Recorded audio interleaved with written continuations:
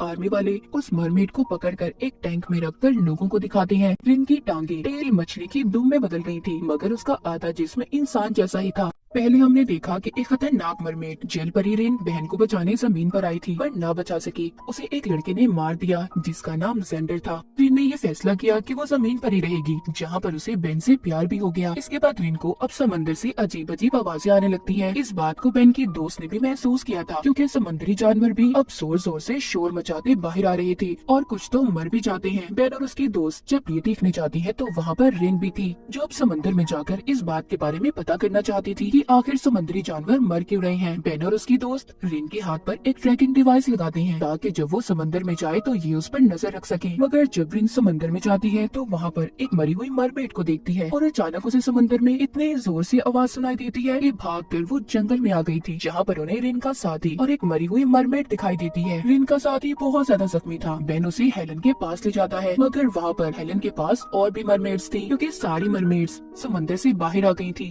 क्योंकि उनका वहाँ पर रहना बहुत मुश्किल हो रहा था। इसीलिए बेन अब सबको अपने घर में ले जाता है। बेन ने इस बात को पता लगा लिया था कि एक ऑयल कंपनी ने काम करने के लिए कुछ डिवाइसेस को समंदर में लगाया है, जिससे निकलने वाली आवाजों को मरमेड्स बर्दाश्त नहीं कर रही थी। यही वजह थी कि मरमेड्स की जान को खतरा था। मगर कंपनी का ये कहना था कि वो 8 महीनों तक डिवाइसेस को नहीं निकालेंगे। इसका मतलब 8 महीने तक उन सभी मरमेड्स को जमीन पर रहना था, लेकिन उनका ख्याल रखना बहुत मुश्किल था, क्योंकि वो कभी भी किसी भी वक्त गुस्से में आकर किसी पर भी हमला कर सकती थी। बेन रिन को गाड़ी चलाना भी सिखाता है और बाकी के मरमेड्स जंगल में मछलियाँ पकड़ने निकल जाते हैं। उनके साथ रिन की बहन की बेटी भी थी, जिसके पीछे जंगल में एक भेड़िया लग गया था, मगर बेन और उसकी दोस्त उसे बचा लेते हैं। रिन का हुक्म सारी मरमेड्स माना करती थी। रिन यहाँ पर सबको सभी बातों के बारे में समझाती है कि यहाँ पर कोई भी किसी को नुकसान नहीं पहुँचाएगा। दूसरी तरफ जब जेंडर को ये बात पता चलती है कि मरमेड्स बेन के घर पर रह रही हैं, तो वो बेन के साथ लड़ाई शुरू कर देता है। वो कहता है वो मरमेड्स बहुत खतरनाक हैं, वो किसी को भी नुकसान पहुँचा सकती हैं, जैसे उन्होंने मेरे डैड को मार दिया। इसीलिए अभी बेन के घर जाना चाहता था ताकि वहाँ पर जाकर सबको मार सके। पर इससे पहले ये बेन के घर जाता, वो सभी मरमेड्स को लेकर एक खुफिया जगह पर चला गया था। अब रिन को भी समंदर से दूर रहे काफी दिन हो चुके थे, इसीलिए उसका सांस भी अब ठीक तरह से नहीं आ रहा था। समंदर में नहीं जा सकती थी, इसीलिए बेन और उसकी दोस्त एक बहुत बड़े टैंक में समंदर का पानी डाल देते हैं ताकि उसके अंदर जाकर रिन को सुकून महसूस हो सके। उधर बेन सपना देख रहा था।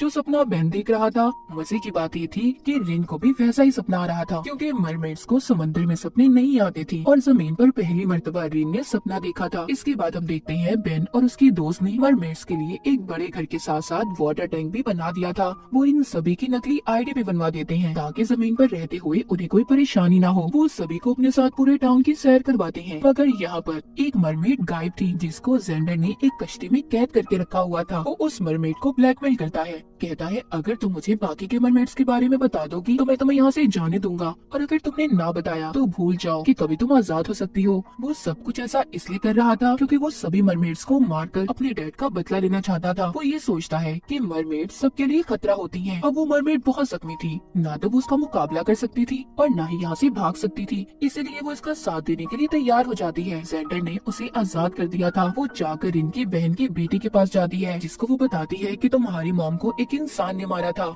ये सुनकर रिन की बहन की बेटी को गुस्सा आ गया था। अब वो भी रिन को अपना दुश्मन मानने लगी थी कि वो इंसानों का साथ दे रही है, इसलिए वो भी उस मरमेड के साथ सबको मारने के लिए तैयार हो गई थी। अब वह जेंडर के पास जाता है, जहाँ पर वो उसे अपने साथ समंदर में ले जाना चाहता था, मगर वहाँ पर जेंडर उसे शो करवाता है कि वो मरमेड्स के बारे में फिक्रमंद है। हालांकि सच्चाई कुछ और थी, जल परियों का दुश्मन था। अब ये दोनों ऑयल कंपनी की डिवाइसेस के बारे में पता करने के लिए समंदर में चले गए थे। वही मरमेड जो जेंडर का साथ दे रही थी, जो रिन की दुश्मन थी, वो रिन की बहन की बेटी को लेकर अपने मरमेड साथी को मारने की कोशिश करती है और जाकर उसे जेंडर की कश्ती में कैद कर देती है। मगर अब ये जेंडर का भी साथ नहीं देना चाहती थी, इसीलिए उसे भी उस मरमेड के साथ उसने बंद कर दिया था, जहाँ पर जेंडर उस मरमेड को बहुत मारता है, मगर वो उसको बदले में कुछ भी नहीं कह रहा था। अब यहाँ पर जेंडर बेन को फोन करता है और उस मरमेड के बारे में बता देता है जो रिन की दुश्मन बन गई थी। बेन सब जानने के बाद उन्हें वहाँ पर आकर बचा लेता है। उधर वो मरमेड जो रिन की दुश्मन थी, वो समझ रही थी कि रिन ही की वजह से सभी इंसान उनके दुश्मन है,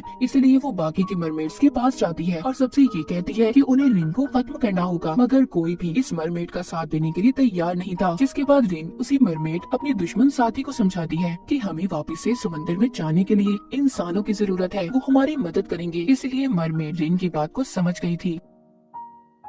दूसरी तरफ जेंडर एक लड़की जिसका नाम निकोल था, उसको अपनी दोस्त बना लेता है, जो अभी टाउन में नई शिफ्ट हुई थी। कश्ती में रिन की बहन की बेटी जोर जोर से चीखें मार रही थी क्योंकि वो जेंडर के पीछे थी। वो उसे मारकर अपनी मॉम यानी रिन की बहन का बदला लेना चाहती थी। तभी वहाँ पर निकोल आती है जो छुपकर उसकी वीडियो बना रही थी और जाकर वो उस वीडियो को देखती है जब आर्मी वालों ने रिन की बहन को पानी के टैंक में कैद किया था। निकोल दरअसल मरमेड्स के बारे में जानना चाहती थी, इसीलिए वो जेंडर से मिली और छुपकर सबका पीछा कर रही थी। जब आर्मी वाले समंदर से बहुत सारी मछलियाँ पकड़ते हैं तो उन्हें समंदर से जेंडर के डैड की लाश भी मिली थी जिनको रिन की बहन ने मार दिया था। इसीलिए पुलिस बेन और जेंडर को पकड़ लेती है क्योंकि जब जेंडर के डैड की मौत हुई थी तो ये उसी कश्ती में थे। अब ये बात ये दोनों जानती थी कि उन्हें रिन की बहन ने मारा था, पर यहाँ पर बेन पुलिस को बयान देता है वो झूठ बोल रहा था। वो कहता है कि उस वक्त गलती से जेंडर के डैड को मैंने मार दिया था। वो ऐसा इसलिए कर रहा था ताकि वो रिन और उसके साथियों को बचा सके, मगर पुलिस वालों को उसकी इस बात पर यकीन नहीं था और वो छानबीन तक बेन को जेल में रखते हैं। उधर हेलन सभी मरमेड्स को दूर पहाड़ों पर ले जाकर छुपा देती है ताकि पुलिस उन तक ना पहुंच पाए। निकोल के बारे में हमें पता चलता है कि उसे आर्मी वालों ने भेजा था ताकि वो मरमेड्स को पकड़कर उन पर रिसर्च कर सके। निकोल अब रिन के पास जाती है और उससे कहती है कि अगर वो आर्मी की मदद करेगी तो आर्मी भी उसकी मदद करेगी। वो रिन से डील कर रही थी कि अगर वो उसके साथ चले तो वो बेन को छोड़ देंगी, इसीलिए रिन उसके साथ जाने के लिए तैयार थी क्योंकि वो बेन को बचाना चाहती थी। मगर निकोल इस बात को रिन को राज रखने का कहती है। रिन बात को मान गई थी, इसीलिए पुलिस वाले भी अब बेन को भी छोड़ देते हैं। जब बेन वापस आता है तो उसे ऐसा लगने लगा था कि आर्मी वालों ने उन पर नजर रखी हुई है। बेन और उसके दोस्त इस बात को नहीं जानते थे कि बेन की जान रिन ने अपनी जान खतरे में डालकर बचाई थी। रिन अगले दिन निकोल के साथ आर्मी की लैब में जाती है जहाँ पर उसके कुछ टेस्ट लिए गए थे, मगर रिन जल्दी वापस आ गई थी। बेन के वापस आने के बाद सभी मरमेड्स भी पहाड़ों से वापस आ गए थे। अब बेन को भी ये बात पता चल जाती है कि वो ऑयल कंपनी जिसने समंदर में डिवाइसेस को लगाया हुआ था वो बेन के डैड की कंपनी है। इसीलिए वो भी फैसला करता है कि वो समंदर में जाकर सभी डिवाइसेस को निकाल देगा ताकि सभी मरमेड्स वापस से समंदर यानी अपने घर में जा सके। अब ये सभी मरमेड्स को लेकर कश्ती में समंदर में चला गया था। उधर बेन के डैड ने अपनी ऑयल कंपनी के लिए एक पार्टी रखी थी। अपनी तेल से भरी कश्ती आज रात सबको दिखानी थी, मगर बेन के प्लान के मुताबिक सभी मरमेड्स समंदर में जाकर सारी डिवाइसेस को निकाल देती हैं, जिसमें बहुत सारा तेल था उस कश्ती को भी आग लगा देती हैं। ये काम करने के बाद बेन और उसके दोस्त वापस से पार्टी में आ गए थे। उधर जेंडर और रिन का साथी मरमेड वो दोनों जेंडर की कश्ती में थे। वहाँ पर रिन की बहन की बेटी आकर उन पर हमला कर देती है। इसका मतलब ये था कि वो बाकी मरमेड्स के साथ समंदर में नहीं गई थी ताकि वो जेंडर को मार सके। जेंडर अपनी जान को बचाते बचाते गैस की पाइप को काट देता है जिससे उनकी पूरी कश्ती में आग लग गई थी। इसका पता जब बेन और उसकी दोस्त को चलता है तो वो उन्हें बचाने जाते हैं। बेन जल्दी से वहाँ पर जाकर सेंटर और रिन के साथी की जान को बचा लेता है। अब सभी मरमेड्स पानी में जा चुकी थी।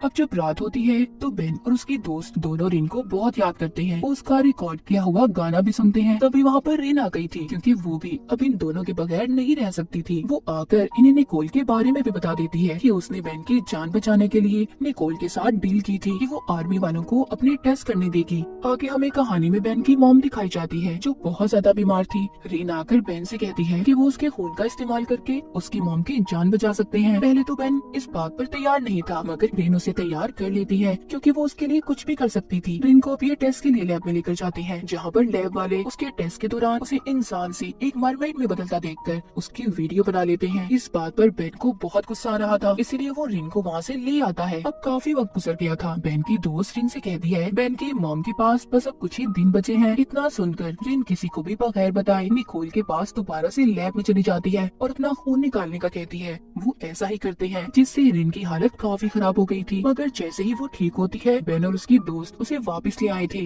अब बेन भी बहुत परेशान था क्योंकि डॉक्टर्स ने बिना कोई रिसर्च किए बेन की मॉम को रिन का खून लगा दिया था। वो ये सोच रहा था कि पता नहीं रिन का खून उसकी मॉम पर क्या असर करेगा, इसीलिए रिजल्ट आने तक बेन को डॉक्टर्स घर भेज देते हैं। वहीं घर पर वो अपनी दोस्त और रिन को शॉपिंग पर ले गया था। शॉपिंग करते हुए रिन अचानक से एक औरत पर हमला कर देती है। पता नहीं उसे क्या हुआ था। घर आकर रिन दोबारा नॉर्मल हो गई थी, मगर कुछ देर के बाद रिन को दोबारा से इतना गुस्सा आता है कि वो बेन को मारने की कोशिश करती है, लेकिन सही वक्त पर बेन की दोस्त ने उसे बचा लिया था। थोड़ी देर बाद रिन को समुद्री जानवरों की आवाजें आती है जिनको वो मारने के लिए भागती है। ये सब देखकर बेन और उसकी दोस्त उसे एक शीशे के टैंक में बंद कर देते हैं। तभी उन्हें निकोल का फोन आता है। वो बताती है कि रिन का खून लेने की वजह से इसका एक हार्मोन ज्यादा हो गया है जिससे रिन को बहुत गुस्सा आ रहा है। तभी बेन को ये भी पता चलता है कि उसकी मॉम रिन का खून लेने के बाद ठीक हो गई हैं और मुकम्मल ठीक होने के लिए उन्हें और खून की जरूरत है। शीशे के टैंक में कैथरीन उस टैंक को तोड़ देती है। बेन के मना करने के बावजूद वो जंगल में चली गई थी। बेन और उसकी दोस्त उसे बहुत ढूंढते हैं मगर वो उन्हें कहीं पर भी नहीं मिलती। यहाँ पर निकोल उनकी मदद करती है और उन्हें बता देती है कि वो कहाँ पर है। जंगल में रिन और रिन को पकड़ने की कोशिश करते हैं मगर रिन बेन के दोस्त के पास जाकर उसे अपना गाना सुनाती है और इसी के साथ रिन नॉर्मल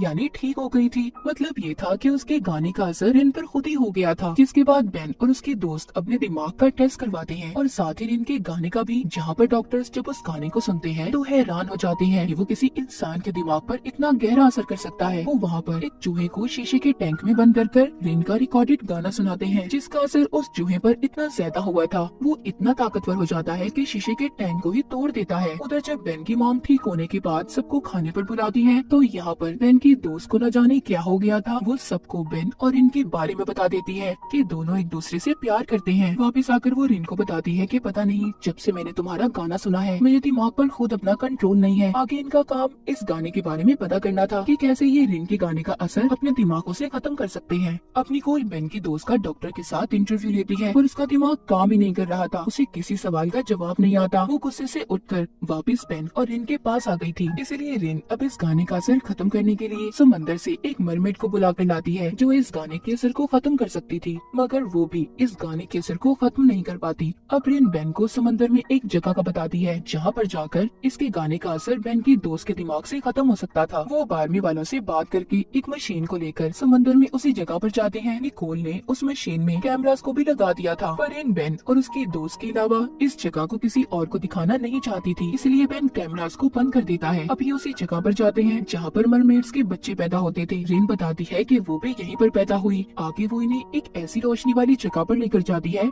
जहाँ पर आकर बेन और उसकी दोस्त को बहुत अच्छा लग रहा था। ये एक जादुई जगह थी जहाँ पर मरमेड्स मरने के बाद अपने गाने को छोड़ जाती थी। वो यहीं पर बचते रहते थे। अब आखिर ये तीनों वापस आ जाते हैं। वापस आकर इनके दिमागों को आर्मी वाले दोबारा टेस्ट करते हैं। इन्हें पता चलता है कि इनके दिमागों से अब रिन के गाने का असर खत्म हो गया है। तो बेन और उसकी दोस्त बहुत खुश होते हैं। यहाँ पर हमें ये भी पता चलता है कि जब ये तीनों समंदर में गए तो निकोल ने इनके घर में कैमरास को लगा दिया था जो इनकी हर चीज पर खुफिया तौर पर नजर रख रही थी। इसके बाद रिन का वही साथी जो पहले जमीन पर आया था वो दोबारा से समंदर से जमीन पर आ गया था क्योंकि उसका समंदर में दिल नहीं लग रहा था। बाद में वो मरमेड हेलन के घर पर गया था। तभी हेलन के घर पर एक औरत आती है जो रिन के साथी को अपने साथ ले गई थी। जब ये बात हेलन बेन को बताती है तो इस बात का पता आर्मी वालों को भी चल गया था जिन्होंने कैमरे के जरिए इन पर नजर रखी हुई थी। वो समझ जाती है कि रिन के अलावा एक और मरमेड है जो टाउन में इंसान बनकर रह रहा है।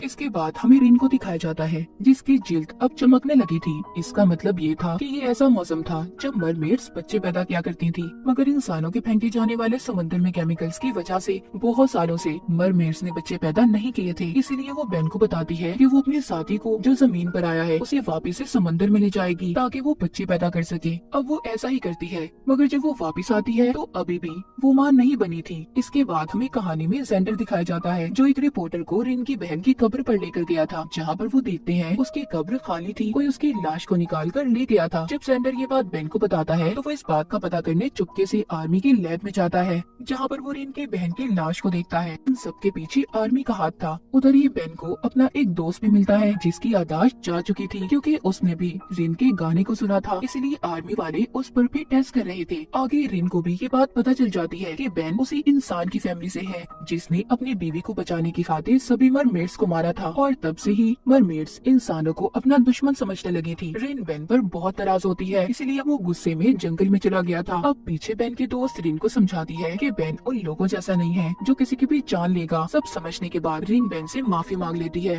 बेन और उसकी दोस्त ये फैसला करते हैं कि रिन के सेल्स को वो एक मरमेड के साथ मिलाकर दोबारा से उसके जिस्म में डाल देंगी जिससे रिन माँ बन सकती है। अभी ऐसा ही करते हैं मगर रिन के सेल्स लेने के बाद बेन उन्हें अपने पास ही रखता है क्योंकि वो आर्मी वालों पर यकीन नहीं करता था। हेलन रिन को अब अपनी एक डॉक्टर के पास लेकर जाती है जिसने रिन का इलाज करना था। वो डॉक्टर रिन को एक बाथ टब में बिठा देती है जिसमें समंदर का पानी था। रिन की टांगे टेल मछली की दुम में बदल गई थी मगर उसका आधा जिस्म इंसान जैसा ही था। लेकिन यहाँ पर हेलन की डॉक्टर ने भी एक धोखा दिया था। वो रिन के सेल्स को किसी और लड़की के जिस्म में डाल देती है जिसके बारे में अभी तक कोई भी नहीं जानता था। इसके बाद कहानी में हम एक रिपोर्टर को देखते हैं जो रिन की मरमेड्स में बदलने की तस्वीरें लेना चाहता था, इसीलिए वो रिन के पास आता है जहाँ पर रिन बेड पर बेहोश थी, वो उसे उठाकर अपने साथ ले गया था। ये बात बेन और उसके दोस्त को भी पता चल जाती है, मगर जब तक वो रिपोर्टर रिन को गाड़ी में ले जा चुका था। जब गाड़ी में रिन को होश आता है तो वो उस रिपोर्टर को धक्का देती है, जिससे गाड़ी समंदर में गिर गई थी। वहीं पर बेन आकर उन दोनों को बचा लेता है। उसे ऐसा लग रहा था कि रिपोर्टर उसका राज